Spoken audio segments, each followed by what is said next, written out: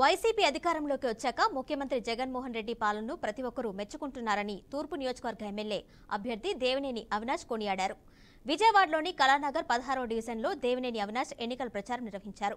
గడప గడపకు తిరుగుతూ రాష్ట్ర ప్రభుత్వం అమలు చేస్తున్న సంక్షేమ పథకాలను ప్రజలకు వివరించారు. కుల మత రాజకీయాలకు అతీతంగా పథకాలు అమలు చేస్తున్నట్లు చెప్పారు.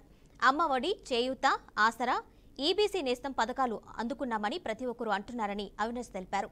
కరోనా కష్టకాలంలో కూడా వైసీపీ నాయకులు, వాలంటీర్లు ప్రజలకు సేవ చేశారని గుర్తు చేశారు.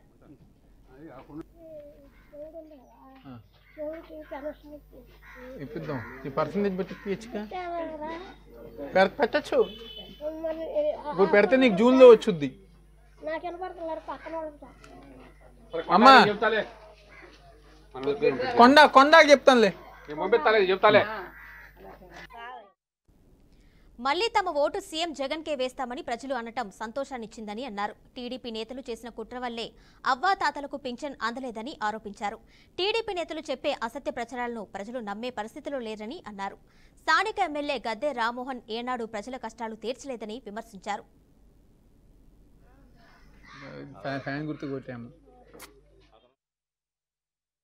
జగన్మోహన్ రెడ్డి గారి వల్ల మేము ఏదైతే లబ్ధి పొందామో దానికి అనుగుణంగా రేపు జరిగే ఎన్నికల్లో జగన్మోహన్ రెడ్డి గారికి ఓటేసి మళ్ళీ ఆయన ముఖ్యమంత్రిగా చేస్తామని చెప్పని ప్రతి ఒక్కరి గారు చెప్పడం చాలా ఆనందంగా ఉంది.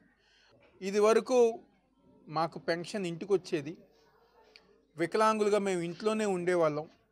కానీ ఈరోజు మళ్ళీ చంద్రబాబు నాయుడు వల్ల ఏ విధంగా అయితే చంద్రబాబు నాయుడు కోర్టులోగా మన ఎలక్షన్ కమిషన్కి కేసు వేశారో దానివల్ల ఇంటికి వచ్చే పెన్షన్లు వాలంటీర్ల ద్వారా ఆపు చేపించిన నీచుడు ఎవరు ఉందంటే చంద్రబాబు నాయుడు అని చెప్పి ఈరోజు ప్రతి ఒక్కరి గారు చెప్పుతున్నారు.